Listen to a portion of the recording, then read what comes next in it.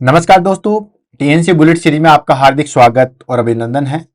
दोस्तों, TNC bullet series में आज हमारे पास में टॉपिक है अपेंडिसाइटिस। टॉपिक जो है वो हमारे पास में जो 200 मोस्ट इंपोर्टेंट टॉपिक की जो लिस्ट थी वहां से हमने कलेक्ट किया है। तो आज हम इसको जो है वो पूरा डिटेल से पढ़ेंगे। क्वेश्चन आंसर की बात करें तो इसमें हमारे पास में जो है वो बहुत सारे क्वेश्चन जो है वो पूछे जाते हैं। ये अब तक जो है वो हमारे पास में टोटल बुलेट सीरीज में जो है वो 235 नंबर की क्लास है। अब तक जो है वो हमने 234 टॉपिक जो है वो डिस्कस कर लिए हैं। यानी कि कुल मिला के अगर हम इंपॉर्टेंट टॉपिक की भी बात करें तो 234 टॉपिक जो है वो हमारे पास में क्लियर हो चुके हैं। आज हमारे पास में 235 नंबर का टॉपिक आएगा, that is called appendicitis. Question answer की बात करें तो दोस्तों इसमें से जो क्वेश्चन निकल के आते हैं वो बिल्कुल स्ट्रेट क्वेश्चन निकल के आते हैं। बहुत अच्छी डिजीज है, डिजीज भी जो है वो छोटी है और साथ के साथ इससे जो क्वेश्चन निकल के आते हैं वो भी स्ट्रेट क्वेश्चन निकल के आते हैं। मतलब आज तो जो है वो हमारे पास में फायदा ही फायदा है। डिजीज भी जल्दी कंप्लीट हो जाएगी और क्वेश्चन भी जो है वो यहाँ पे स्ट्रेट निकल के आएंगे। अब क्वेश्चन किस तरीके से निकल के आते हैं, जैसे मैं कुछ एग्जांपल देके आपको बता देता हूं। बाकी जैसे जैसे हमारे पास में क्वेश्चन आएंगे वहां पे मैं आपको इंपॉर्टेंट जो है वो बता के वहां पे नोट करवा दूंगा। तो दोस्तों इसमें से बेसिकली क्वेश्चन आते हैं कि अपेंडिसाइटिस जो है वो क्या होता है, ठीक है। देन उसके बाद कौन से जो है वो इसके क्लिनिकल फीचर्स होते हैं, ठीक है। मैकबर्न पॉइंट कौन सा होता है, ठीक है। और इसका ट्रीटमेंट किस तरीके से किया जाता है। देन इसके साइन एंड सिम्टम्स, ठीक है। इसके 3-4 जो है वो हमारे पास में स्पेशल साइन है जिसमें से एग्जाम में हर बार क्वेश्चन आता है। जैसे फॉर एग्जांपल हम कहें कि मेनिंजाइटिस का कोई स्पेशल साइन होता है, ठीक है। ऐसे हमारे पास में जो है वो हाइपोकैल्सीमिया का स्पेशल साइन होता है। ठीक उसी तरीके से हमारे पास में अपेंडिसाइट का भी जो है वो स्पेशल साइन होते हैं जिनको हम यहाँ पे डिस्कस करेंगे। मतलब कुल मिला के जो है वो कुछ क्वेश्चन इसके इंट्रोडक्शन से पूछ लेते हैं, कुछ क्वेश्चन जो है वो हमारे पास में इसके डायग्नोस्टिक इवैल्यूएशन से पूछते हैं। मैकबर्न पॉइंट कहाँ होता है, कैसे आप फाइंड आउट करोगे, इस तरीके से। और मैक्सिमम जो क्वेश्चन पूछे जाते हैं वो इसके क्लिनिकल फीचर से पूछे जाते हैं, यानी इसके साइन एंड सिम्टम से पूछे जाएंगे। तो बिल्कुल डिटेल से और बहुत अच्छे तरीके से पढ़ेंगे कैसे हम इसको फाइंड आउट करवा सकते हैं, कैसे हम पता लगाएंगे। और क्लिनिकल फीचर्स के जो क्वेश्चन है वो इमेज बेस्ड भी क्वेश्चन पूछ सकते हैं और साथ के साथ आपको थ्योरी देके भी पूछा जा सकता है कि ये सिम्टम्स जो है वो कौन सा हो, या सिम्टम्स का नाम देके पूछ सकते हैं कि ये सिम्टम्स जो है वो कौन सी डिजीज में देखा जाता है। देन उसके बाद इसमें से जो है वो क्वेश्चन आते हैं नर्सिंग मैनेजमेंट पे। जैसे प्री ऑपरेटिव की बात करें तो जितने भी हमारे पास में प्री ऑपरेटिव केयर होता है, सर्जरी से पहले प्री ऑपरेटिव केयर करते हैं, तो लगभग सभी जो है वो हमारे पास में सर्जरी में हम पहले एनिमा देते हैं।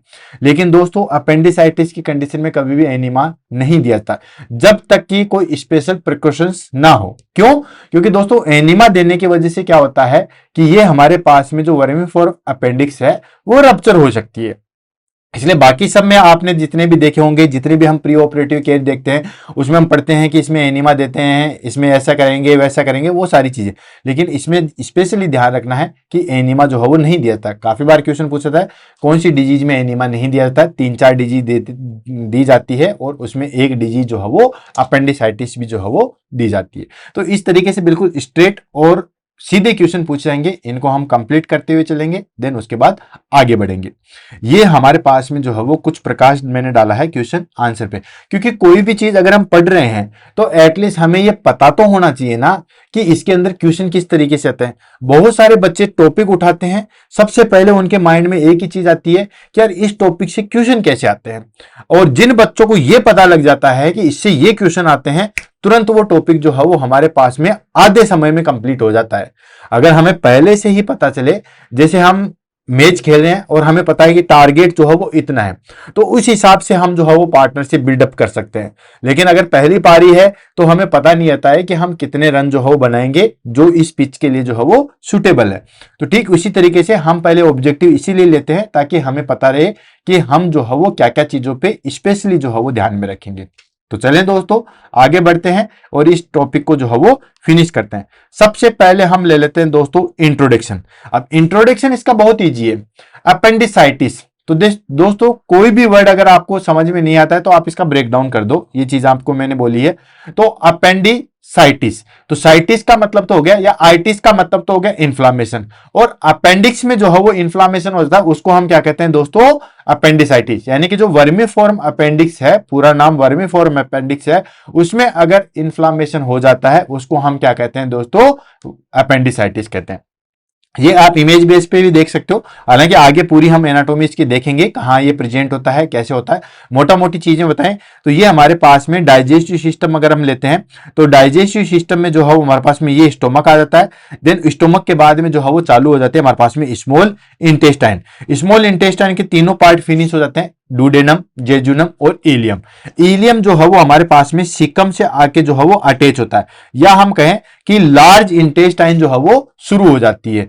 तो जो हमारे पास में लार्ज इंटेस्टाइन जो है वो स्टार्ट होती है, ठीक है, सीकम वाला पार्ट होता है, ये वाला पार्ट जो है हमारे पास में सीकम वाला पार्ट है। तो वहां पे एक ट्यूब लाइक स्ट्रक्चर प्रेजेंट होती है, ये देखो यहां पे, ठीक है, ये ट्यूब लाइक स्ट्रक्चर है, इसको हम क्या कहते हैं दोस्तों, वर्मीफॉर्म अपेंडिक्स, ठीक है। ये अवशेषीय अंग के रूप में जो है प्रेजेंट होता है। ये जो है हमारे ह्यूमन बीइंग में जो है वो काम नहीं करता, जानवरों में ये काम करता है। एक इंटरेस्टिंग चीज और बताता हूं, बेसिकली जो जानवरों में जो है वो इसमें सेल्यूलेज एंजाइम होता है, ठीक है। जैसे हमारे पास में काइमोट्रिप्सिनोजन होता है, या काइमोट्रिप्सिन कह सकते हैं, पेप्सिनोजन कह सकते हैं। तो ये एंजाइम होते हैं, ये कार्बोहाइड्रेट, फैट और लिपिड्स इनका मेटाबॉलिज्म करते हैं। ठीक उसी तरीके से इसके अंदर जो है वो सेल्यूलेज एंजाइम प्रेजेंट होता है। इंसानों के अंदर जो है वो हमारे पास में ये जो है वो अवशेषी के रूप में पाई जाती है, यानी कि किसी काम की नहीं होती है। लेकिन जानवरों में जो है वो ये काम की होती है, बिल्कुल वर्किंग कंडीशन में होती है। तो ये सेल्यूलेज एंजाइम का सिक्रेशन करती है और वो सेल्यूलेज को जो है वो पचा सकते हैं। अगर ये हमारी बॉडी में जो है वो एक्टिव होती ना, तो हमें ये झंझट ही नहीं करना पड़ता। मतलब घास खा के भी हम अपना काम चला सकते थे, उससे भी हम जो हो उसका भी मेटाबॉलिज्म कर सकते थे। अभी हम फूल पत्ती खा के जो है वो अपना मेटाबॉलिज्म नहीं चला सकते, हमें जीने के लिए कार्बोहाइड्रेट, प्रोटीन, फैट इनकी जरूरत होती है। अगर ये वर्किंग होती है तो ये सब चीजें हम कर सकते थे। तो ये यहाँ पे ये इन्फॉर्म्ड अपेंडिक्स यहाँ पे देख रहा है, क्योंकि इन्फॉर्म वाला जो है वो पिक्चर ली है इसीलिए। तो ये जो वर्मीफॉर्म अपेंडिक्स है उसमें इन्फ्लामेशन हो जाता है, उसको हम क्या कहते हैं दोस्तों, दैट इज कॉल्ड अपेंडिसाइटिस कहते हैं। क्लियर? तो ले लेते हैं इसकी डेफिनेशन, देन उसके बाद आगे बढ़ते हैं। Appendicitis is a inflammation of the vermiform appendix. It is a small tube like organ attach to the caecum in the right lower abdomen. Clear है? ठीक है, यानी कि ये हमारे पास में अपेंडिसाइटिस है, वो क्या होता है, appendicitis is a inflammation of vermiform appendix. ठीक है, इन्फ्लामेशन हो जाता है किसका, वर्मीफॉर्म अपेंडिक्स का। अब ये वर्मीफॉर्म अपेंडिक्स क्या है, ये दोस्तों स्मॉल ट्यूब लाइक ऑर्गन है। क्या होता है, ये स्मॉल और ट्यूब लाइक ऑर्गन होता है, जो कहां पे अटैच रहता है दोस्तों, सीकम, जो मैंने थोड़ी देर पहले आपको बताया था, और right lower abdomen. Right lower abdomen में जो है वो सीकम होता है, वहां पे प्रेजेंट होती है। जैसे ये हमारे पास में जो है वो एब्डोमेन है, ये हमारे पास में एब्लिकस है। अगर मैं इसके चार जो है वो क्वाड्रेंट बना दूं, ठीक है, तो ये हमारे पास में ये हो गया हमारे पास में राइट साइड, और ये हो गया लेफ्ट साइड, ये हो गया अपर साइड, ठीक है, ये हो गया अपर साइड, और ये हो गया लोअर साइड। ठीक है, तो ये कहां प्रेजेंट होता है, राइट लोअर एब्डोमेन, यानी कि राइट तो ये हो गया, लोअर ये हो गया, यहां पे जो है वो प्रेजेंट होता है। ठीक है, देन उसके बाद अभी और डिटेल से आएगा, don't worry. It is a common surgical emergency and required prompt diagnosis and treatment to prevent complication like perforation and peritonitis. ठीक है, इसके अंदर क्या होता है दोस्तों, जब भी अपेंडिक्स हो जाती है तो हम जितना जल्दी हो सके उतना जल्दी जो है वो सर्जरी करने की कोशिश करते हैं। क्यों, ये जो है वो हमारे पास में सर्जिकल इमरजेंसी है। अब आप कहोगे कि सर सर्जिकल इमरजेंसी क्यों है, सर्जिकल इमरजेंसी इसलिए है क्योंकि दोस्तों जब अपेंडिक्स में इन्फ्लामेशन हो जाता है तो इसके रप्चर होने के चांसेस हो जाते हैं। जैसे हमारे पास में ये हो गया अपेंडिक्स, ये अपेंडिक्स में जो है वो हमारे पास में इन्फ्लामेशन हो जाएगा, तो इन्फ्लामेशन तक तो कोई दिक्कत नहीं है, लेकिन सबसे बड़ी प्रॉब्लम आती है कि ये जो है वो इन्फ्लामेशन होने के बाद रप्चर होने के चांसेस होते हैं। अगर ये रप्चर हो जाती है तो फिर परफोरेशन का और पेरिटोनाइटिस का खतरा जो है वो बढ़ जाता है, और उसमें भी सबसे मेन चीज परफोरेशन का खतरा बढ़ जाता है। ठीक है, तो इसीलिए जब भी अपेंडिसाइटिस होता है हम जितना जल्दी हो सके उसको अपेंडिक्स को बाहर निकालने की जो है वो कोशिश करते हैं। क्लियर है? फिर से रिपीट कर रहा हूं, अपेंडिसाइटिस जो है वो इन्फ्लामेशन हो जाता है वर्मीफॉर्म अपेंडिक्स का। वर्मीफॉर्म अपेंडिक्स जो है वो एक स्मॉल ट्यूब लाइक जो है वो ऑर्गन होता है जो कि सीकम के अंदर एंड राइट लोअर एब्डोमेन में जो है वो प्रेजेंट होता है। और ये जो है वो हमारे पास में अपेंडिसाइटिस जो है वो हमारे पास में एक सर्जिकल इमरजेंसी है, जिसमें हमें इमीडिएटली जो है वो ट्रीटमेंट या सर्जरी की रिक्वायर्ड होती है। क्यों? क्योंकि ये इन्फ्लामेशन होने की वजह से जो है वो हमारे पास में रप्चर हो सकती है, जिससे परफोरेशन और पेरिटोनाइटिस होने की संभावना जो है वो बढ़ जाती है। क्लियर है? देन उसके बाद अब फटाफट जो है वो इसकी हम एनाटॉमी रिव्यू कर लेते हैं, देन उसके बाद आगे बढ़ते हैं। एनाटॉमी रिव्यू में मैंने आपको बताया था कि कहां पे सेचुरेटेड होती है। तो पहले तो मैंने आपको बता दिया है कि ये जो है वो हमारे पास में जैसे ही लार्ज इंटेस्टाइन होती है, ठीक है, ये स्मॉल इंटेस्टाइन फिनिश होने के बाद जो लार्ज इंटेस्टाइन शुरू होती है, लार्ज इंटेस्टाइन के दो पार्ट होते हैं। कौन कौन से? एक होता है सीकम और एक होता है कोलन। ठीक है, तो ये वाला जो पार्ट है ये है हमारे पास में सीकम। ठीक है, इसके अलावा जो ये बचा पार्ट ये होता था कोलन। ठीक है, फिर इसको अलग अलग डिवाइड करते हैं। ये हमारे पास में असेंडिंग कोलन होता है, ये ट्रांसवर्स कोलन होता है, ये हमारे पास में डिसेंडिंग कोलन होता है, फिर ये सिग्मोइड कोलन में बदल जाता है और फिर रेक्टम में जो है वो बदल जाता है। तो इस तरीके से होता है। तो ये जो सीकम वाला पार्ट है, जब सीकम स्टार्ट होता है, यानी ये तो हो गया हमारे पास में स्मॉल इंटेस्टाइन, स्मॉल इंटेस्टाइन यहां तक है, और ये फिर लार्ज इंटेस्टाइन चालू हो जाती है, लार्ज इंटेस्टाइन यहां से शुरू होगी। ठीक है, तो यहीं पे जो है वो हमारे पास में अपेंडिक्स जो है वो प्रेजेंट होती है, ट्यूब लाइक जो है वो स्ट्रक्चर प्रेजेंट होती है। वैसे देखा जाए तो ये कहां पे प्रेजेंट होती है? तो अगर हम एब्डोमेन को जो है वो क्वाड्रेंट में, एक होता है रीजन और एक होता है क्वाड्रेंट, अगर हम क्वाड्रेंट में डिवाइड करते हैं तो ये जैसे हमारे पास में एब्डोमेन है, ठीक है, ये हमारे पास में अम्बिलिकस है, तो इसको चार जो है वो हम क्वाड्रेंट में जो है वो डिवाइड करते हैं। चार क्वाड्रेंट कौन से? ये हो जाता है हमारे पास में, ये राइट साइड है, ये हमारे पास में लेफ्ट साइड है, तो ये हो जाएगा राइट अपर क्वाड्रेंट, ये हो जाएगा लेफ्ट अपर क्वाड्रेंट। ठीक है, देन उसके बाद ये नीचे हो जाएगा हमारे पास में राइट लोअर क्वाड्रेंट, और ये हो जाएगा हमारे पास में लेफ्ट लोअर क्वाड्रेंट। ठीक है, अभी बार बार इनका जिक्र आएगा, इसलिए अच्छे तरीके से इस चीज को समझ लो। हमने जो है वो क्वाड्रेंट के रूप में कहेंगे तो चार क्वाड्रेंट में हमने एब्डोमेन को डिवाइड किया। ये हमारे पास में अम्बिलिकस है, ये है जो हमारे पास में अम्बिलिकस है। तो इस तरीके से चार डिवाइड किए, ये हो गया राइट अपर क्वाड्रेंट, ये लेफ्ट अपर क्वाड्रेंट, ये राइट लोअर क्वाड्रेंट और ये लेफ्ट लोअर क्वाड्रेंट। तो वैसे देखा जाए तो ये जो है वो हमारे पास में राइट लोअर क्वाड्रेंट में रहती है। और अगर हम एब्डोमेन को रीजन में डिवाइड करें तो रीजन में जो है वो 9 रीजन बनते हैं। 9 रीजन कैसे? पहले मैं आपको यहां पे दिखा देता हूं, देन उसके बाद लेते हैं। जैसे ये हमारे पास में एब्डोमेन है, ठीक है, और ये एब्डोमेन में हमारे पास में जो है वो अम्बिलिकस आ गई। ठीक है, तो अम्बिलिकस को बीच में लेते हुए जो है वो हम इसके रीजन बनाएंगे। ये हो गया हमारे पास में 9 रीजन। 9 रीजन कैसे? 1 2 3 4 5 6 7 8 9, तो ये हमारे पास में 9 जो है वो रीजन होते हैं। ठीक है, यहां पे आप देख सकते हो किस किस को क्या क्या कहा जाता है। तो देखो सबसे ऊपर वाला, अब देखो मोटा मोटी चीज तो आपको यही देखनी है, ये हमारे पास में राइट साइड है और ये हमारे पास में लेफ्ट साइड है। ठीक है, तो ये हो जाएगा हमारे पास में सबसे पहले राइट हाइपोकॉन्ड्रिक रीजन। ठीक है, ऊपर की साइड में है तो इसको हम बोलेंगे राइट हाइपोकॉन्ड्रिक रीजन। ये हमारे पास में स्टोमक में पास में है, इसलिए इसको बोलेंगे एपिगैस्ट्रिक रीजन। ठीक है, ये हो जाएगा हमारे पास में just opposite left hypochondriac region. उसके बाद बीच वाला पोर्शन जो है वो हमारे पास में लंबर रीजन आ जाता है। ये हमारे पास में दोस्तों लंबर रीजन आ जाता है, क्योंकि लंबर वर्टिब्रा यहां पे प्रेजेंट होती है। तो ये आ जाएगा हमारे पास में राइट लंबर रीजन। ठीक है, ये अम्बिलिकल रीजन बीच में है बिल्कुल, और ये लेफ्ट लंबर रीजन, बहुत आसान है। और फिर नीचे आ जाएगा, ये आ जाएगा राइट इलियक फोसा, क्योंकि इलियक के साइड में प्रेजेंट होता है, तो ये राइट इलियक फोसा, ये हाइपोगैस्ट्रिक रीजन और ये लेफ्ट इलियक रीजन। तो ये चीज ध्यान रखना कि अपेंडिक्स जो है वो कहां पे प्रेजेंट होती है। अपेंडिक्स जो है वो हमारे पास में राइट इलियक रीजन में जो है वो प्रेजेंट होती है। क्लियर है? बिल्कुल बेसिक चीज है, आपने फर्स्ट ईयर में पढ़ी होगी, इतना डिटेल से जो है वो घबराने की जरूरत नहीं है, सारी चीज आपने पढ़ी होगी। मैंने सिर्फ जो है वो आपको रिव्यू करवाया है ताकि आपको याद रहे, क्योंकि बार बार हम जिक्र करेंगे। जैसे मैं कहूंगा कि लेफ्ट लोअर क्वाड्रेंट पे हम प्रेस करेंगे तो राइट लोअर क्वाड्रेंट में पेन होगा, तो आपको पता होना चाहिए कि लेफ्ट लोअर क्वाड्रेंट कहां है और राइट लोअर क्वाड्रेंट जो है वो कहां है। ठीक है, तो ये लेते हैं। अब देखो फटाफट इसको कर लेते हैं। अपेंडिक्स की लोकेशन की बात करें तो अपेंडिक्स जो है वो कहां प्रेजेंट होती है? Right iliac fossa. अब राइट इलियक फोसा कहां पे प्रेजेंट है दोस्तों? राइट इलियक फोसा जो है वो हमारे पास में यहां पे प्रेजेंट है। ठीक है, ये रहा राइट इलियक रीजन या राइट इलियक फोसा जो है वो यहाँ पे प्रेजेंट है, और राइट इलियक फोसा में भी कहां पे प्रेजेंट होती है, मैकबर्नी पॉइंट। ठीक है, अभी मैकबर्नी पॉइंट क्या होता है, मैकबर्नी पॉइंट को जो है वो समझने के लिए सीधा सीधा जो है वो आपको मैं बताता हूं कि ये हमारे पास में इलियक क्रेस्ट है, देख रहे हो, ये हमारे पास में इलियक क्रेस्ट है और ये हमारे पास में अम्बिलिकस है।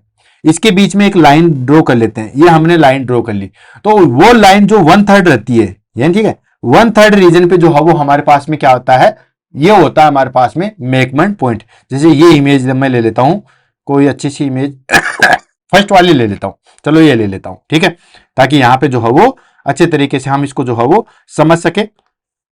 ये हमारे पास में जो है वो इलियक क्रेस्ट है, ये क्या है, इलियक बोन है, ये जो है वो डी है, इलियक बोन है, ये मैंने ऊपर वाला हिस्सा बना दिया, और ये हमारे पास में जो है वो अम्बिलिकस है, राइट। इनके बीच में जो है वो एक लाइन बनाइए, ये हमने लाइन बना दी, ठीक है। अब लाइन बना दी तो मैंने कहा था कि 1/3 जो है वो प्रेजेंट होती है, तो 1/3 मतलब सिर्फ 33% हिस्सा, 33% हिस्सा तो अब तो समझ गए होंगे, क्योंकि कल परसों जो है वो हमने इंट्रासेलुलर एक्स्ट्रासेलुलर फ्लूइड के बारे में बहुत पढ़ा था, तो 33% तो समझ गए। 1/3 का मतलब हो गया 33, ये हो गया 1/3, और इसका 100% का निकालेंगे तो ये आ जाएगा 33%। तो ये जो 1/3 है, जैसे ये हमारे पास मिड पॉइंट है और ये 1/3 जो है वो यहाँ पे आ गया, ठीक है, या हम कहें इस लाइन को मैं 3 में डिवाइड करता हूं, 1 2 3, तो ये 1/3 वाला एरिया यहां पे आ गया, ठीक है। तो यहां पे लगभग जो है वो हमारे पास में क्या होता है, वर्मीफॉर्म अपेंडिक्स जो है वो प्रेजेंट होती है। तो ये हो गया हमारे पास में कहां प्रेजेंट होती है, ये हमारे पास में जो राइट इलियक फोसा है वहां पे मैकबर्नी पॉइंट है, ठीक है, और ये मैकबर्नी पॉइंट कहां होता है, 1/3 distance from anterior superior iliac spine to umbilicus, वो मैंने बता दिया है, क्योंकि ये एग्जाम में काफी बार पूछा जाता है मैकबर्नी पॉइंट कहां प्रेजेंट होता है, और अलग अलग दिया जाता है, 2/3 ऑफ एंटीरियर सुपाइन इससे लेके अम्बिलिकस के बीच में, 1/3, 1/4, इस तरीके से बहुत सारे ऑप्शन दिए जाते हैं। आपको ध्यान में रखना है कि जो हमारे पास में इलियक क्रेस्ट है, ठीक है, इलियक क्रेस्ट से लेके अम्बिलिकस के बीच में अगर हम कहें तो जो 1/3 डिस्टेंस है वहां पे हमारे पास में क्या प्रेजेंट होता है दोस्तों, वहां पे हमारे पास में अपेंडिक्स जो है वो प्रेजेंट होता है। लेंथ की अगर हम बात करें तो ये लगभग जो है वो 8 से 10 सेंटीमीटर जो है वो इसकी लेंथ होती है, ठीक है।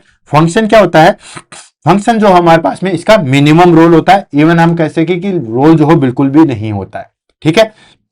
लिम्फोइड टिश्यू होता है and non essential for survival, हमें जिंदा रहने के लिए इसकी कोई जरूरत नहीं होती है, ठीक है। अगर ये नहीं भी रहेगी तो भी हम सर्वाइव कर सकते हैं। अब भगवान इसको दे रहा है, हो सकता है आर्किमिडीज सिद्धांत के अनुसार जो चीज काम में नहीं आती है वो धीरे धीरे विलुप्त हो जाती है, तो हो सकता है 100 साल 500 साल बाद में ये विलुप्त हो जाए, लेकिन ये तब की बातें हैं, ठीक है। ये जो है हमारे पास में इसका मिनिमम रोल होता है, लिम्फोइड टिश्यू का ही जो है वो सराउंडिंग होती है, बाकी हमारे पास में जीने के लिए कोई जो है वो काम में नहीं आती है। क्वेश्चन जो बनता है वो आपका बनता है मैकबर्न पॉइंट कहां होता है, जो मैंने आपको एक्सप्लेन कर दिया। अब उसके बाद में हम ले लेते हैं दोस्तों कोजेज। कोजेज की अगर हम बात करें कि ये जो अपेंडिसाइटिस है वो क्यों होती है, ठीक है, तो बेसिकली इसका अगर हम कोजेज की बात करें तो ये जो हमारे पास में ल्यूमन है, अगर ये ऑब्स्ट्रक्शन हो जाता है, ठीक है, या कोई भी फोर्सफुली की वजह से इसके अंदर खाना या कोई भी चीज चली जाती है, ठीक है, तो वहां पे जो है वो प्रॉब्लम आ जाती है। तो मोस्ट कॉमन कोज क्या है दोस्तों, लूमिनल ऑब्स्ट्रक्शन, यानी कि जो लूमन है इसके अंदर ऑब्स्ट्रक्शन हो जाएगा तो हमारे पास में अपेंडिसाइटिस हो सकता है, और सबसे मेन रीजन जो है वो यही होता है। अपेंडिसाइटिस का जो सबसे मेन रीजन है वो हमारे पास में है लूमिनल ऑब्स्ट्रक्शन, ध्यान रखना काफी बार एग्जाम में जो है वो पूछा गया। देन उसके बाद फिकलेथ, ठीक है, फिकलेथ जो है वो हमारे पास में होता है हार्ड स्टूल मास। हार्ड स्टूल मास अगर एक जगह ही इकट्ठा रहे, ठीक है, या हार्ड स्टूल मास रहेगा तो हमारे पास में अपेंडिसाइटिस होने की जो है वो संभावना, क्यों, क्योंकि एक्चुअली हार्ड मास रहेगा वो मूव करेगा, तो ये जो हमारे पास में ट्यूब के ओपन करके वहां पे ऑब्स्ट्रक्शन जो है वो कर सकता है, वहां पे इन्फ्लामेशन कर सकता है। तो एडल्ट के अंदर देखा जाए तो हमारे पास में एडल्ट का मेन कोज होता है फिकलेथ, ठीक है, फिकल मटेरियल। फिकल मटेरियल भी कौन सा दोस्तों, जो हार्ड मटेरियल है, ठीक है। सबसे मोस्ट इंपॉर्टेंट कोज की बात करें तो उसमें आएगा हमारे पास में लूमिनल ऑब्स्ट्रक्शन। अगर पूछे कि एडल्ट के अंदर जो है वो अपेंडिसाइट होने का जो है मेन रीजन क्या है, तो वो आ जाएगा हमारे पास में फिकल इथ, ठीक है, फिकल इथ। देन उसके बाद अगर बच्चों में पूछे, बच्चों में, चिल्ड्रंस में, एडोलसेंट में पूछे तो उसमें आएगा लिम्फोइड हाइपरप्लेजिया। तो तीनों को जो है वो ध्यान में रखना, और तीनों ही जो है एग्जाम में पूछे गए, ध्यान रखना। तीनों एक बार हर बार जो है वो अलग अलग तरीके से पूछता है। अगर आपसे पूछेगा कि एडोलसेंट या चिल्ड्रन में जो है वो अपेंडिसाइटिस होने का मेन रीजन क्या है, तो उसमें मेन कोजेज, मेन एटियोलॉजी हमारे पास में लिम्फोइड हाइपरप्लेजिया। ठीक है। एडल्ट्स में अगर हम पूछे तो आ जाएगा हमारे पास में फीकलेथ। और अगर ऑल ओवर पूछे, उसमें न एडल्ट दिया हुआ है न एडोलसेंट चिल्ड्रन दिया गया है, तो आंसर जाएगा हमारे पास में लुमिनल ऑब्स्ट्रक्शन। ये तीनों जो है वो आपको ध्यान में रखने हैं। क्लियर। अगर कुछ भी कंडीशन नहीं दी गई है, न एडल्ट की दी गई है न चिल्ड्रंस की दी गई है, तो आपका आंसर जाएगा लुमिनल ऑब्स्ट्रक्शन। अगर बताया गया है कि एडल्ट में क्या होता है तो फीकलेथ होता है, और अगर एडोलसेंट में पूछे तो लिम्फोइड हाइपरप्लेजिया होता है। ध्यान रखना, काफी बार एग्जाम में पूछा गया। देन उसके बाद पैरासाइट इंफेक्शन हो जाए, पिनवॉर्म हो जाए, उसकी वजह से भी हो सकता है। फॉरेन बॉडी, इंटेस्टाइन में अगर फॉरेन बॉडी है उसकी वजह से, और ट्यूमर, अगर वहां पे हमारे पास में सीकम के अंदर ट्यूमर हो जाए तो भी हमारे पास में अपेंडिसाइटिस होने की संभावना है। बाकी पैरासाइट, फॉरेन बॉडीज, ट्यूमर्स ये बहुत रेयर होते हैं। मेन होता है हमारे पास में लुमिनल ऑब्स्ट्रक्शन, फिकलेथ एंड लिम्फोइड हाइपरप्लेजिया। ये है हमारे पास में कोजेज। देन उसके बाद पैथोफिजियोलॉजी की हम बात करते हैं। तो पैथोफिजियोलॉजी की बहुत इजी है, सिंपली है भाई। ये हमारे पास में सबसे पहले क्या होगा कि ये जो ल्यूमन है वो सबसे पहले ऑब्स्ट्रक्ट हो जाएगी। ऑब्स्ट्रक्ट हो जाएगी तो उसकी वजह से क्या होगा कि जो भी म्यूकस सिक्रेशन है या फ्लूइड है उसका एक्यूमुलेशन हो जाएगा। अब फ्लूइड का एक्यूमुलेशन हो जाएगा, और फ्लूइड अगर एक जगह ही इकट्ठा रहेगा तो उसकी वजह से क्या होगा, हमारे पास में वहां पे प्रेशर जो है वो इंक्रीज होगा, यानी कि इंक्रीज इंट्राल्यूमिनल प्रेशर, यानी कि जो हमारे पास में ल्यूमन है वहां पे प्रेशर जो है वो इंक्रीज हो जाएगा, इंक्रीज ट्रांसल्यूमिनल प्रेशर। समझ में आ गया? फिर से रिपीट कर रहा हूं। जैसे ये हमारे पास में अपेंडिक्स है, ये अपेंडिक्स में क्या होगा, सबसे पहले ये ऑब्स्ट्रक्शन जो है वो ल्यूमन जो है वो ऑब्स्ट्रक्ट होगी, फिर वहां पे फ्लूइड एंड उसके बाद में एक्यूमुलेशन हो जाएगा, उस वहां पे प्रेशर जो है वो इंक्रीज होगा। प्रेशर इंक्रीज होने के बाद में क्या होगा, कंप्रेशन ऑफ ब्लड वेसल्स, वहां पे जो ब्लड वेसल्स है उस पे जो है वो कंप्रेशन जाएगा, कंप्रेशन जाएगा, इस्चीमिया हो जाएगा। इस्चीमिया मतलब लेक ऑफ ब्लड सप्लाई, इस्चिया मतलब lake of blood supply. Blood supply जो है वो हमारे पास में डिक्रीज हो जाएगी, जिसकी वजह से क्या होगा, बैक्टीरियल ओवरग्रोथ हो जाएगा, इन्फ्लामेशन हो जाएगा। और ये जो इन्फ्लामेशन वाली कंडीशन है इसी को हम क्या कहते हैं दोस्तों, अपेंडिसाइटिस कहते हैं। ये जो हमारे पास में इन्फ्लामेशन वाली जो चीज है इसी को हम क्या कहते हैं दोस्तों, अपेंडिसाइटिस कहते हैं।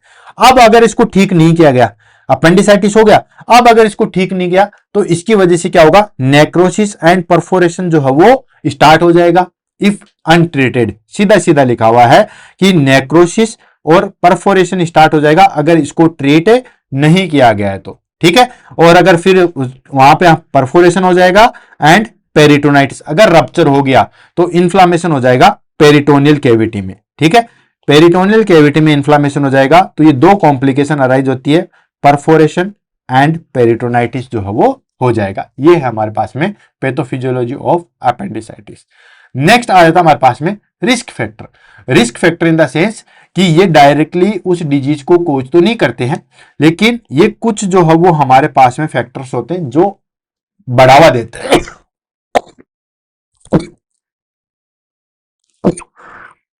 सॉरी, ये जो है हमारे पास में कुछ रिस्क फैक्टर है जो कि डायरेक्टली डिजीज कोज नहीं करते हैं, लेकिन उस चीज को जो है वो बढ़ावा देते हैं।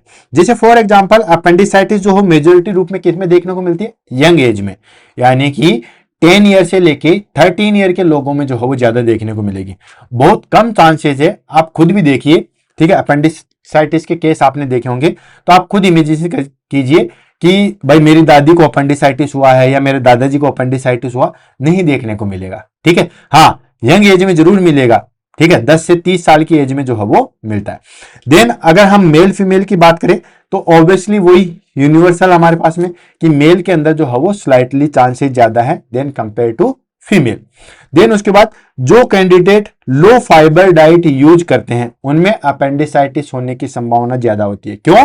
क्योंकि लो फाइबर डाइट यूज करेंगे, लो फाइबर डाइट यूज करेंगे तो जो हमारे पास में फीकल मटेरियल है वो ज्यादा हार्ड रहेगा। ठीक है। और वो ज्यादा हार्ड रहेगा तो वो सीधा सीधा जो है वो हमारे पास में इंसिडेंस चांसेज बढ़ा देता है अपेंडिसाइटिस की। देन उसके बाद फैमिली हिस्ट्री, ये स्लाइटली एसोसिएशन होता है कि अगर किसी की फैमिली में जो है वो हमारे पास में अपेंडिसाइटिस के केस हुए हैं या अपेंडिसाइटिस जो है वो फैमिली मेंबर में किसी को हुआ है, तो वहां पे हमारे पास में जो है वो चांसेज बढ़ जाते हैं कि आगे वाली पीढ़ी को भी जो है वो अपेंडिसाइटिस हो सकता है। तो ये हमारे पास में कुछ रिस्क फैक्टर है। देन उसके बाद आता है हमारे पास में क्लिनिकल फीचर्स। क्लिनिकल फीचर्स में हम सबसे पहले जो है वो अर्ली सिम्टम्स को देख लेंगे, फिर हम स्पेसिफिक सिम्टम्स को देखेंगे, ठीक है। यानी कि सबसे पहले तो क्या होता है, देन उसके बाद स्पेसिफिक सिम्टम्स क्या होते हैं। तो अर्ली सिम्टम्स में हमारे पास में सबसे पहले होता है दोस्तों पेन, ठीक है। इनिशियली जो है वो हमारे पास में पेन जो है बिल्कुल डल टाइप का रहेगा एंड हमारे पास में पेरी अम्बिलिकल जो विसरल पेन है वो प्रेजेंट रहेगा, ठीक है। यानी कि नाभि से जस्ट नीचे जो है वो हमारे पास में पेन प्रेजेंट रहेगा, लेकिन उस अम्बिलिकस से वो माइग्रेट होते हुए कहां पे जाएगा, मैकबर्नी पॉइंट्स पे। समझ में आ रहा है? यानी कि सबसे पहले जो हमारे पास में पेन रहेगा वो इनिशियली डल टाइप का रहेगा, मतलब बहुत ज्यादा सीवियर पेन नहीं होता स्टार्टिंग में, बाद में बढ़ेगा, ठीक है। बाद में तो बहुत तेज बढ़ता है, लेकिन शुरुआत में जो है वो डल पेन रहेगा। और वो डल पेन जो है वो हमारे पास में कहां पे रहेगा दोस्तों, पेरी अम्बिलिकल एरिया में रहता है। देन उसके बाद वो माइग्रेट करता है, जाता है कहां पे, migrate to right lower quadrant. यानी कि जो हमारे पास में राइट लोअर क्वाड्रेंट था, कहां था राइट लोअर क्वाड्रेंट, ये अम्बिलिकस है, ये हमारे पास में क्या, ये हो गया राइट लोअर क्वाड्रेंट। तो ये हमारे पास में राइट लोअर क्वाड्रेंट में जो है वो मूव करेगा, यानी कि यहां से जो है वो राइट लोअर क्वाड्रेंट में मूव करेगा। लेकिन और उसके बाद कुछ ही घंटों में जो है वो कहां पे होगा, मैकबर्न पॉइंट पे होगा और वहां पे टेंडरनेस हो जाएगी। और मैकबर्न पॉइंट कहां है दोस्तों, मैकबर्न पॉइंट हमारे पास में ये इलियक क्रेस्ट है, ये हमारे पास में अम्बिलिकस है। तो अम्बिलिकस और इलियक क्रेस्ट से 1/3 जो पार्ट होता है यहां पे, इलियक क्रेस्ट से काउंट करेंगे, अम्बिलिकस से नहीं करेंगे, ध्यान रखना। कई बार एग्जाम में ये भी पूछा गया अम्बिलिकस से 1/3, तो बच्चे स्पेशली याद रखते हैं कहां से, 1/3 है, तो 1/3 कहां से, इलियक से 1/3। अगर अम्बिलिकस से करोगे तो 1/3 यही हो जाएगा, ठीक है, तो गलत हो जाएगा, ध्यान रखना। इलियक से 1/3 काउंट करते हैं, वहां पे जो मैकबर्न पॉइंट है वहां पे टेंडरनेस जो है वो हमें फील होगी। देन उसके बाद क्या होगा, नोजिया एंड वॉमिटिंग। जैसे ही पेन शुरू होता है उसके बाद नोजिया एंड वॉमिटिंग जो है वो चालू हो जाएगी। अब इन्फ्लामेशन है, ठीक है, इन्फ्लामेशन है तो सीधी सी बात है, फीवर तो देखने को मिलेगा, यानी कि लो ग्रेड फीवर जो है वो हमें देखने को मिलेगा। और लास्ट आता है लॉस ऑफ एपेटाइट, यानी कि एनोरेक्सिया। ऑफ कोर्स थोड़ा बहुत फीवर रहता है, देन नोजिया वॉमिटिंग रहता है, कुछ भी खाने की इच्छा जो है वो नहीं होती है। तो ये अर्ली सिम्टम्स जो है वो हमें देखने को मिलेंगे। देन उसके बाद आता है हमारे पास में that is called later symptoms. कौन कौन से होते हैं लेटर सिम्टम्स में जो है वो हमारे पास में सबसे ज्यादा क्वेश्चन पूछे जाते हैं, इसलिए इस स्लाइड को जितना आप इंपॉर्टेंट लगा सकते हो इतना इंपॉर्टेंट लगा लो। मैं 2 बार इंपॉर्टेंट जो है वो लगाता हूं। लेटर सिम्टम्स में कौन कौन सा होता है, सबसे पहली चीज हमें देखने को मिलेगी रीबाउंड टेंडरनेस। रीबाउंड टेंडरनेस मतलब पेन व्हेन प्रेशर रिलीज। ध्यान से समझो, आपने जहां पे जो मैकबर्न पॉइंट है अगर आप उसको दबा के रखोगे, इवन ध्यान रखना कि जो अपेंडिसाइटिस का केस लेके आता है या जो पर्सन अपेंडिसाइटिस है वो बिल्कुल यहां पे कमर पे जो है, ये मेरा राइट साइड है, ठीक है, आपको जस्ट अपोजिट दिख रहा होगा, तो ये यहां पे जो हमारे पास में कमर के जस्ट नीचे, ठीक है, मैकबर्न पॉइंट को दबा के रखता है, ऐसे दबा के रखता है। जैसे ही उसको छोड़ते हैं ना, देन पेन अराइज होता है, जबकि होना क्या चाहिए, उल्टा होना चाहिए। लेकिन ये होता है हमारे पास में रीबाउंड टेंडरनेस होती है, मतलब pain when pressure is release. जैसे ही प्रेशर छोड़ते हैं देन पेन स्टार्ट हो जाएगा, जैसे आप दबा को रखोगे तब थोड़ा फील अच्छा होता है। तो वो बिल्कुल हमारी कमर को जो है वो बिल्कुल दबा के रखता है, राइट लोअर क्वाड्रेंट वाले को, ठीक है। देन उसके बाद में grading and radiating in right lower quadrant. देखो ध्यान से समझो, ग्रेडिंग का मतलब पेन की जो ग्रेड है वो धीरे धीरे आगे बढ़ती रहती है, ठीक। अभी थोड़ा माइल्ड पेन हो रहा था, फिर मॉडरेट होगा, फिर सीवियर होगा। तो जो हमारे पास में पेन की जो ग्रेड है ना वो बढ़ती रहती है। And rigidity in right lower quadrant, जो हमारे पास में राइट लोअर क्वाड्रेंट है वहां पे हमारे पास में रिजिडिटी बढ़ती रहती है, ठीक। देन उसके बाद क्या देखते हैं, positive Rovsing sign. Positive Rovsing sign क्या होता है, देखो Rovsing sign, posture science and abducted sign, ये तीनों एग्जाम में काफी बार जो है वो पूछे गए, इसलिए मैंने वैसे पूरी स्लाइड को जो है वो बता दिया है ये भी सब पूछे गए हैं, लेकिन मैं फिर से बता रहा हूं, ये ध्यान रखना। पॉजिटिव रोवर्सिंग साइन जो है हमारे पास में क्या होता है, जैसे टिंडलबर्ग टेस्ट होता है, जैसे ब्रूचकिंग साइन होता है, कर्निंग साइन होता है, चोविस्टिक साइन होता है, वैसे हमारे पास में अपेंडिक्स में पॉजिटिव रोवर्सिंग साइन जो है वो देखने को मिलेगा। पॉजिटिव रोवर्सिंग साइन में क्या होता है कि जो हमारे पास में, जैसे ये राइट लोअर क्वाड्रेंट है, ये राइट लोअर क्वाड्रेंट था, ये हमारे पास में लेफ्ट लोअर क्वाड्रेंट है। तो अगर हम लेफ्ट लोअर क्वाड्रेंट को प्रेस करेंगे, ठीक है, तो राइट लोअर क्वाड्रेंट में पेन होगा। इसको हम कहते हैं रोवर्सिंग साइन। फिर से रिपीट कर रहा हूं, यानी कि अगर हम राइट लोअर क्वाड्रेंट को दबाएंगे, पैल्पेट करेंगे, ठीक है, तो राइट लोअर क्वाड्रेंट में जो है वो पेन अराइज होगा। तो देखो, right lower quadrant pen when left lower quadrant palpate.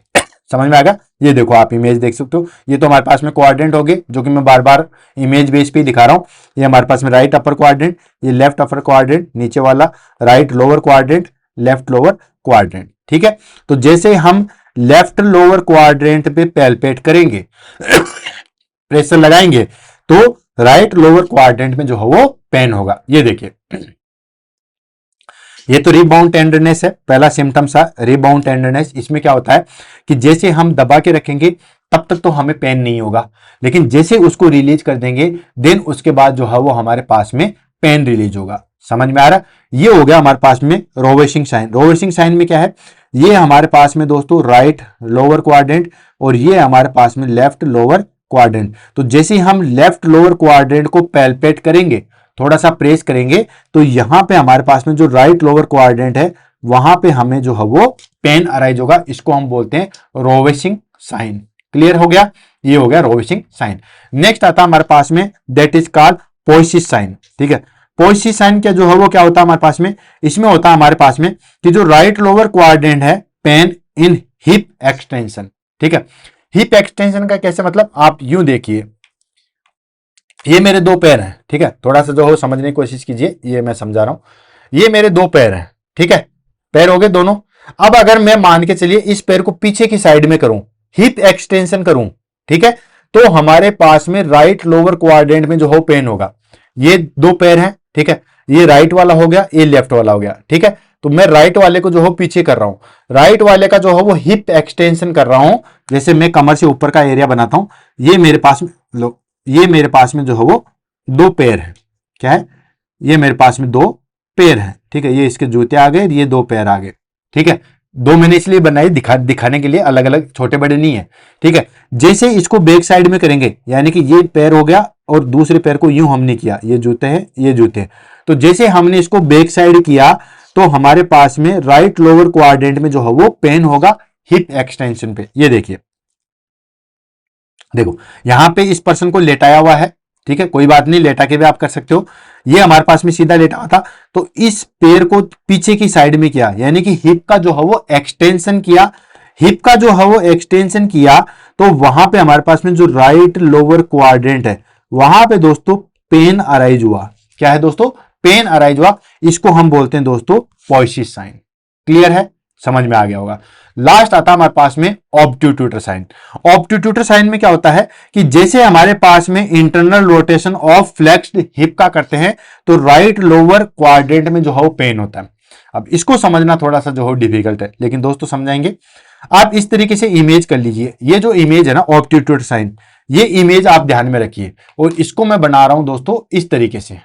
ये मेरा पैर है, ठीक है, ये लो, ठीक, ये लो, आई थिंक कुछ हद तक जो है वो ठीक हुआ।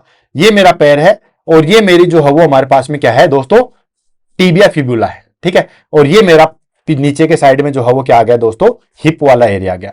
अब जैसे ही मैं इस पैर को यू साइड में करूंगा, ठीक है, यानी कि इस पैर को हम यूं करेंगे और इसको मैं अंदर की साइड में करूंगा, तो वहां पे हमारे पास में जो राइट लोअर क्वाड्रेंट है, वहां पे पेन होगा। ठीक है, अब लेट के तो नहीं समझा सकते, बाकी मैं यहां समझा रहा हूं। ये पर्सन लेटा हुआ है, ठीक है, इसमें जो है वो पैर कौन सा कर रहा है हमारे पास में, इधर वाला, ठीक है, इधर वाला पैर मतलब लेफ्ट साइड वाला कर रहा है, होता है जबकि अपोजिट है, राइट साइड वाला होता है। तो इसमें क्या कर रहा है, उस पैर को तो अंदर की साइड में कर रहा है, और जो घुटना है उसको हम बाहर की साइड में करेंगे। मतलब इस तरीके से जो है वो फैलाने की कोशिश करेंगे ये हमारे पास में जो है वो तलवा है, पैर है, यहाँ पे जूते पहनते हैं और ये पैर है। इसको मैं जो है वो बाहर की साइड में करूंगा और इसको मैं अंदर की साइड में करूंगा, तो right iliac, right lower quadrant है, वहां पे पेन होगा, उसको हम कहते हैं ऑब्ट्यूटर साइन। ठीक है, कभी हमारे पास में प्रैक्टिकल की क्लास आएगी तो मैं उसमें डमी पे जरूर करके बताऊंगा, बाकी आपको समझ में आ गया होगा। ऑब्ट्यूटर साइन में क्या होता है, internal rotation of flex hip, hip को हमने फ्लेक्स कर रखा है और उसका इंटरनल रोटेशन कर रखा है। अगर आपको नहीं समझ में आए तो आप वहीं पे हमारे पास में एक मैंने रेंज ऑफ मोशन एक्सरसाइज का जो है वो टॉपिक करवाया था बुलेट सीरीज में, वहां पे भी आप देख सकते हो इंटरनल रोटेशन और एक्सटर्नल रोटेशन। सिंपली है हमारे पास में कि उसका जो है वो इंटरनली रोटेशन करते हैं, अंदर की साइड में जो है पैर को लाते हैं, देन वहां पे हमारे पास में राइट लोअर क्वाड्रेंट में जो है वो पेन होता है। ठीक, तो ये होता है ऑब्ट्यूटर साइन। सबसे ज्यादा क्वेश्चन यहीं पे पूछ जाते हैं, मैं फिर से रिपीट कर रहा हूं। रीबाउंड टेंडरनेस क्या होती है, रीबाउंड टेंडरनेस होती है कि जैसे हम वहां पे राइट लोअर क्वाड्रेंट से प्रेशर जो है वो रिलीज करेंगे, देन पेन अराइज होगा। प्रेशर बना के रखते हैं, आराम मिलता है। ठीक है, पेन जो है वो धीरे धीरे इंटेंसिटी उसकी बढ़ती रहती है, ग्रेडिंग बढ़ती रहती है, रिजिडिटी बढ़ती रहती है। रोवेशिंग साइन में हमारे पास में अगर लेफ्ट लोअर क्वाड्रेंट को हम पैल्पेट करें तो राइट लोअर क्वाड्रेंट में पेन होता है। पोइसन साइन में हम क्या करते हैं कि जब हम हिप का हाइपर एक्सटेंशन करते हैं या एक्सटेंशन करते हैं तो राइट लोअर क्वाड्रेंट में जो है वो पेन होता है। ऑब्ट्यूटर साइन में हम क्या करते हैं, इंटरनल रोटेशन करते हैं हमारे पास में पैर का, अंदर की साइड में इस तरीके से करते हैं तो राइट लोअर क्वाड्रेंट में जो है वो पेन होता है। और ये सारे के सारे जो है वो पॉजिटिव कब शो होते हैं, ये पॉजिटिव होते हैं जब कोई भी क्लाइंट जो है वो हमारे पास में अपेंडिसाइटिस से जो है वो सफर कर रहा होता है, तब ये सारे के सारे जो है वो पॉजिटिव होते हैं। क्लियर है, समझ में आ गया होगा। अब हम ले लेते हैं कॉम्प्लिकेशन। कॉम्प्लिकेशन की ऑलरेडी हमने जो है डिस्कशन कर लिया है। कॉम्प्लिकेशन क्या हो सकता है, दो कॉम्प्लिकेशन सबसे मेन चीज है, परफोरेशन हो सकता है और पेरिटोनाइटिस हो सकता है। परफोरेशन का मतलब तो समझते हो, कोई भी वेस्ट मटेरियल अगर कहीं जम जाता है तो वहां पे जो है वो पस का फॉर्मेशन होता है, उसको बोलते हैं परफोरेशन। ठीक है, वो कहते हैं ना घाव जो हो बिल्कुल गड़ गया, सल गया, ठीक है, तो होता है परफोरेशन। ठीक है, और पेरिटोनाइटिस क्या होता है, inflammation in the peritoneal cavity. तो ये हो गया हमारे पास में इन्फ्लामेशन इन पेरिटोनियल कैविटी।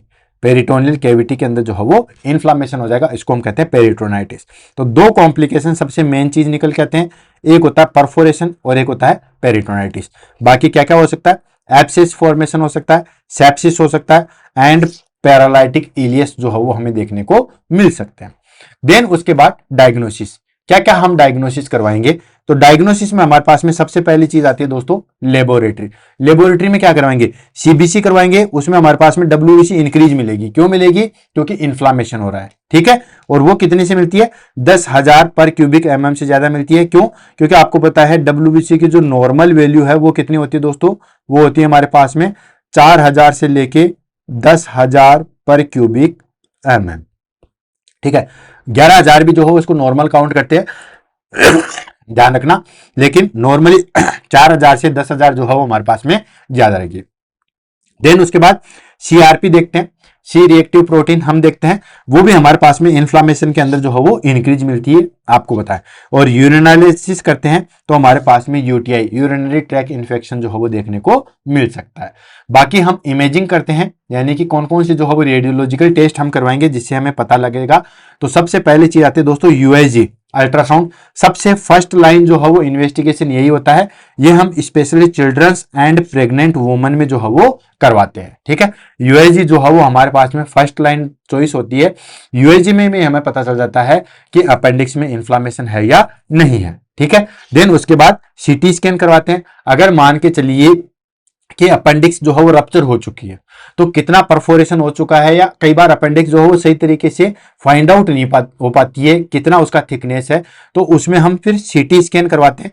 सीटी स्कैन में आ गया हमारे पास में, ये मोर सेंसिटिव होता है एंड स्पेसिफिक होता है, show enlarge appendix and wall thickening. ठीक है, इनलार्ज अपेंडिक्स और वॉल थिकनिंग को जो है वो डिनोट करता है। देन उसके बाद एमआरआई, एमआरआई कब करवा सकते हैं, अगर बहुत ज्यादा जरूरत तो प्रेगनेंसी कंडीशन में जो हम करवा सकते हैं, इफ नीडेड। बाकी अल्ट्रासाउंड से ही हमें पता चल जाता है। अगर मान के चलिए रप्चर वगैरह कुछ हो चुका है तो फिर हम सीटी स्कैन करवा सकते हैं, अदरवाइज हमारे पास में 99% जो है वो अल्ट्रासाउंड से ही काम जो है वो चल जाता है। अब आ जाता है हमारे पास में ट्रीटमेंट। भाई अपेंडिसाइटिस हो गया तो ट्रीटमेंट क्या है, बार बार मैं एक ही चीज का जिक्र कर रहा हूं। ट्रीटमेंट हमारे पास में क्या आता है कि इस अपेंडिक्स को जितना जल्दी हो सके उसको निकाल देना है। और अपेंडिक्स को निकालना जो है वो क्या कहलाता है दोस्तों, अपेंडेक्टोमी कहलाता है। ठीक है, तो इसका डेफिनेटिव ट्रीटमेंट है that is called appendectomy. Appendectomy in the sense surgical removal of the appendix. Appendix का जो है वो सर्जिकल रिमूवल हो जाता है, उसको हम क्या कहते हैं दोस्तों, अपेंडेक्टोमी कहते हैं। ठीक है, अपेंडेक्टोमी दो तरीके से की जाती है, open appendectomy and laparoscopic appendectomy. Open appendectomy जो है वो क्या होती है, ये ट्रेडिशनल अप्रोच है, यानी कि जस्ट कट लगा के हाथ से उस अपेंडिक्स को जो है वो बाहर निकालते हैं, उसको हम बोलते हैं ओपन अपेंडेक्टोमी। ठीक है, लेप्रोस्कोपी में क्या होता है दोस्तों, लेप्रोस्कोपी की सहायता से जो है वो हम उस अपेंडिक्स को निकालते हैं। ठीक है, दोनों के एडवांटेज डिसएडवांटेज है। ओपन अपेंडेक्टोमी के डिसएडवांटेज क्या है, डिसएडवांटेज है कि इसमें ज्यादा टाइम लगता है, पेशेंट को जो है वो ज्यादा कट लगता है, रिकवरी में भी ज्यादा टाइम लगता है। ठीक है, और अच्छी चीज क्या है, अच्छी चीज ये है कि हमारे पास में अगर परफोरेशन हो चुका है या कोई भी चीज हो चुकी है तो हम आसानी से उसको मैनेज कर सकते हैं। लेप्रोस्कोपिक अपेंडेक्टोमी का जो है वो क्या फायदा है, बिल्कुल छोटा सा कट लगता है, बिल्कुल जो है वो पेन जितना, ये पेन अंदर जा सके इतना से कट लगता है, फास्ट रिकवरी हो जाती है। नुकसान क्या है, अगर मान के चलिए कोई कॉम्प्लिकेशन हो चुका है तो इसके द्वारा कंट्रोल नहीं किया जा सकता। तो ये देखिए हमारे पास में दोनों हो गए। ठीक, ये हमारे पास में ओपन है। ओपन में हम क्या करते हैं दोस्तों, यहां पे कट लगा के, यहां पे सीधा कट लगा के जो है वो इस अपेंडिक्स को बाहर निकाल दिया जाता है। लेप्रोस्कोपी में क्या करते हैं, ये देखो ये हमारे पास में लेप्रोस्कोपिक जो है वो लेंस डले हुए हैं, एक से हम विजुअलाइजेशन करते हैं, एक से हम गैस भरते हैं, एक से जो है वो यहाँ पे देखिए एक को पकड़ के जो है वो दूसरे से कट करके इसको जो है वो निकाल लिया जाता है। इसको हम बोलते हैं लेप्रोस्कोपिक अपेंडेक्टोमी। क्लियर है, तो ये हो गया हमारे पास में laparoscopic appendectomy and open appendectomy, और यही इसका जो है वो डेफिनेटली ट्रीटमेंट होता है। अब आ जाता है हमारे पास में प्री ऑपरेटिव केयर, कि हम अपेंडेक्टोमी करते हैं उससे पहले हम क्या करते हैं, तो वही हमारे पास में जो जनरल है वही चीज, एक स्पेशल आएगी कि एनिमा जो है वो नहीं देते हैं, तो एनपीओ रखते हैं। बिल्कुल कोई भी सर्जरी हो उससे पहले एनपीओ रखा जाता है। देन उसके बाद आईवी फ्लूइड फॉर हाइड्रेशन। ठीक है, आईवी फ्लूइड दिया जाता है क्योंकि पर्सन ओरली ज्यादा नहीं ले पाता है, अगर लेता भी है तो वो हमारे पास में वोमिटिंग के द्वारा जो है बाहर निकल जाता है। ठीक है, तो इसके कारण हम जो है वो आईवी फ्लूइड देते हैं ताकि हाइड्रेशन मेंटेन रह सके। एंड पेन होता है, अपेंडिसाइटिस है तो पेन तो होगा ही होगा। ठीक है, तो पेन को रिड्यूस करने के लिए हम जो है वो एनाल्जेसिक देते हैं। And never given to enema, enema जो है वो नहीं दिया जाता। क्यों नहीं दिया जाता, उसका रीजन है दोस्तों कि एनिमा देने से जो है वो हमारे पास में अपेंडिक्स जो है वो रप्चर हो सकती है। ओनली कोई स्पेशल इंस्ट्रक्शन है, मान लो डॉक्टर या फिजिशियन ने बोला ही है कि इसको नहीं एनिमा देना ही देना है तो ही हम दे सकते हैं, अदरवाइज एनिमा जो है वो नहीं दिया जाता है। देन उसके बाद आईवी एंटीबायोटिक। आईवी एंटीबायोटिक में हम ब्रॉड स्पेक्ट्रम एंटीबायोटिक यूज करते हैं, जैसे सेफ्ट्राक्सोन है, मेट्रानिडाजोल है, ये जो है वो यूज करते हैं। देन उसके बाद post operative care. Post operative care में हम जो है वो क्या करेंगे, तो पोस्ट ऑपरेटिव केयर यानी कि सर्जरी होने के बाद हम क्या करेंगे, तो अगर लेप्रोस्कोपी से हुआ है तो ज्यादा दिक्कत कुछ आती नहीं है क्योंकि छोटा सा कट लगता है, लेकिन फिर भी हम क्या करते हैं, मॉनिटर वाइटल साइन करेंगे एंड वुंड साइट को जो है वो ऑब्जर्व करेंगे। देन उसके बाद सर्जरी हुआ है तो पेन तो होता ही है, तो पेन मैनेजमेंट करेंगे। एंड अर्ली मोबिलाइजेशन, जितना जल्दी हो सके उसको बेड से हटा के जो है वो हिलाई डुलाएंगे। ठीक है, जितना जल्दी हो सके उतना जल्दी जो है वो उसको मोबिलाइज करवाएंगे। क्यों, क्योंकि आपको पता है शहरों में तो नहीं, पढ़े लिखे तो जो है वो मैनेज कर लेते हैं, लेकिन गांव में अगर छोटा सा भी ऑपरेशन हुआ ना उसका भी बड़ा हंगामा जो है वो कर देते हैं। देन उसके बाद ग्रेजुअल री इंट्रोडक्शन ऑफ डाइट, यानी कि जो भी हमारे पास में डाइट थी उसको हम वापस फॉलो करते हैं, वही हाई फाइबर डाइट की तरफ जो है वो मूव करते हैं। देन उसके बाद प्रिवेंशन की बात कर लेते हैं, किस तरीके से हम बच सकते हैं। ठीक है, तो दोस्तों एग्जैक्ट जो है वो प्रिवेंशन नहीं है कि अगर ऐसा करेंगे तो कभी अपेंडिक्स नहीं होगी, कोई ऐसा प्रिवेंशन नहीं है। आप ऐसा कोई स्पेसिफिक नहीं कह सकते कि अगर ऐसा करोगे तो ऐसा नहीं होगा। ठीक है, जैसे सीएडी है, कोरोनरी आर्टरी डिजीज है, उसमें हमें पता है कि फैट का हम कंजप्शन नहीं करेंगे तो ये चीज हमारे पास में जो है वो नहीं होगी, लेकिन अपेंडिक्स का ऐसा कोई भी रीजन नहीं है। हाँ, बट ये है कि हाई फाइबर डाइट अगर आप इंक्लूड करोगे अपने खाने में तो उसके कारण जो है वो फिकल, मतलब हार्ड फिकल मटेरियल नहीं बनेगा, हार्ड फीकल मटेरियल नहीं बनेगा तो फिर अपेंडिक्स होने के चांसेस जो है वो कम हो जाएंगे। ठीक है, फिर से रिपीट कर रहा हूं, एब्सोल्यूट प्रिवेंशन कुछ भी नहीं है, ऐसा कोई स्पेसिफिक नहीं है कि ये काम करोगे तो आपको अपेंडिक्स नहीं होगा, बट ये जरूर है कि अगर आप हाई फाइबर डाइट लोगे तो आपके फीकल हेल्थ मतलब हार्ड स्टूल नहीं बनेगा, हार्ड स्टूल नहीं बनेगा तो फिर हमारे पास में अपेंडिक्स होने के चांसेस जो है वो कम हो जाते हैं। अब फटाफट जो है वो हम इसकी नर्सिंग रिस्पॉन्सिबिलिटी ले लेते हैं। नर्सिंग रिस्पॉन्सिबिलिटी में हमारे पास में क्या आएगा, असेसमेंट। असेसमेंट में हमारे पास में मॉनिटर पेन पैटर्न, यानी कि पेन जो है वो किस तरीके से डल है, मॉडरेट है या सीवियर है। Then vital sign, vital sign किस रेंज में है, नॉर्मल रेंज में है या अपर रेंज में है। Then abdominal sign, abdominal sign किस तरीके से उसको हम लेंगे। प्री ओप की बात करते हैं, प्री ओप में हमारे पास में क्या असेसमेंट रहेगा, तो मेंटेन एनपीओ नील पर ओरल। ठीक है, सर्जरी से पहले कुछ भी जो है वो नहीं दिया जाता है। Start IV line, IV line start कर लेते हैं, फ्लूइड देते हैं ताकि हाइड्रेशन मेंटेन हो, एंटीबायोटिक थेरेपी देते हैं ताकि उसको जो है वो इन्फेक्शन से प्रिवेंट किया जा सके। And educate patient and family about surgery, patient को और उसके फैमिली मेंबर को सर्जरी के बारे में इंफॉर्मेशन देते हैं कि ये बिल्कुल छोटी सर्जरी है, इस तरीके से वो अपेंडिक्स को जो है वो काट के निकाल दिया जाता है। जो भी उनके क्वेश्चन है उन सबको जो है वो हम सॉल्व करते हैं। देन उसके बाद पोस्ट ऑपरेटिव में हमारे पास में क्या आ जाता है, पोस्ट ऑपरेटिव में आएगा monitor the sign of infection. भाई जो भी सर्जरी की है, जहां पे भी जो वुंड बना हुआ है वहां पे किसी प्रकार का कोई इन्फेक्शन तो नहीं है, किसी प्रकार की कोई ब्लीडिंग तो नहीं है, या पाइलोरिच इलियस तो हमें देखने को नहीं मिल रहा। देन उसके बाद encourage deep breathing and coughing exercise, वो हर सर्जरी में होती है। जो भी सर्जरी से क्लाइंट आता है तो डीप ब्रीदिंग एक्सरसाइज और कफिंग एक्सरसाइज जो है वो करवाई जाती है।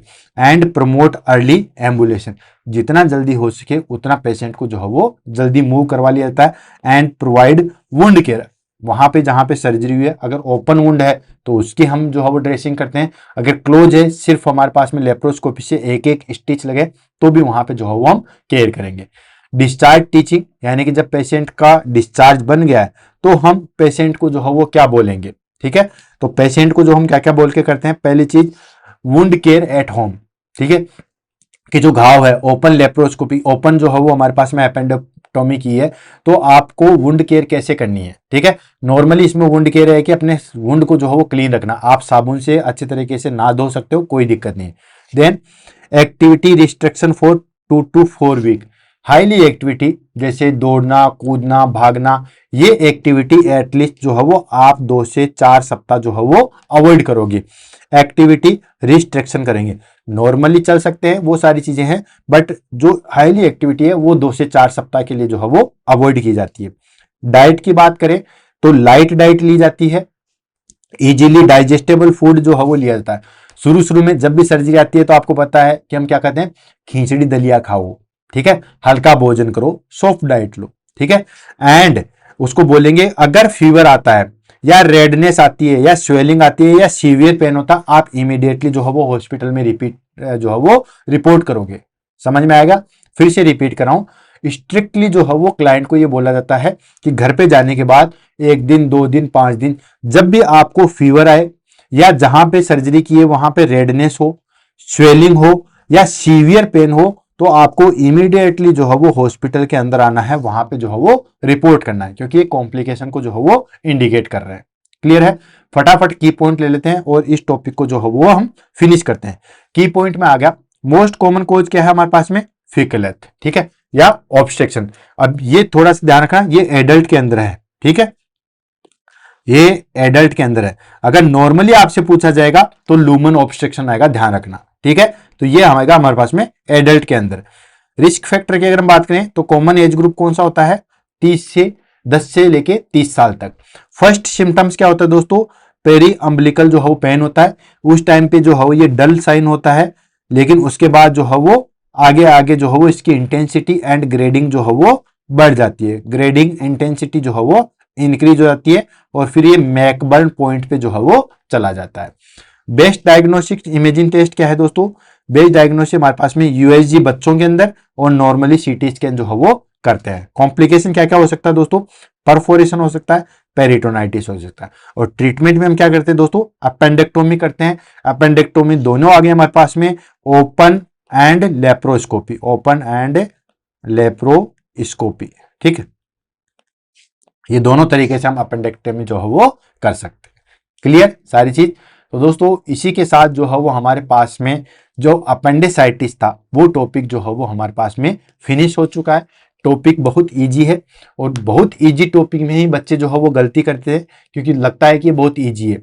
लेकिन मैं फिर से रिपीट कर रहा हूँ, यहाँ पे हमारे पास में एटियोलॉजी से रिलेटेड क्वेश्चन पूछे जाते हैं, देन उसके बाद डायग्नोस्टिक इवोल्यूशन से पूछे जाते हैं कि कहाँ पे जो है वो मैकबर्न पॉइंट होता है। 1/3 का ध्यान रखना, वो इलियक साइड से हम जो है वो कैलकुलेट करते हैं। देन उसके बाद हमारे पास में मोस्ट इंपॉर्टेंट क्लिनिकल फीचर्स, जिसमें हमारे पास में दोस्तों जो हमारे पास में पोएसिस साइंस आता है। देन उसके बाद जो है वो रिबाउंड टेंडरनेस आएगी, ये सब चीजें जो है वो देखते हैं। देन उसके बाद हमारे पास में जो है वो कॉम्प्लिकेशन आता है, उसमें हमारे पास में परफोरेशन एंड पेरिटोनाइटिस। सबसे ज्यादा क्वेश्चन आएगा हमारे पास में क्लिनिकल फीचर्स से। क्लियर है? तो वहां पे एक बार फिर से निगाह डाल लेना, उसको कंप्लीट कर लेना। इसी के साथ आज की क्लास से अलविदा लेते हैं, मिलते हैं कल सुबह 7 बजे नए टॉपिक के साथ में। तब तक के लिए all the best, have a nice day. Class कैसी लगी उसके बारे में जरूर बताइएगा। Thank you so much.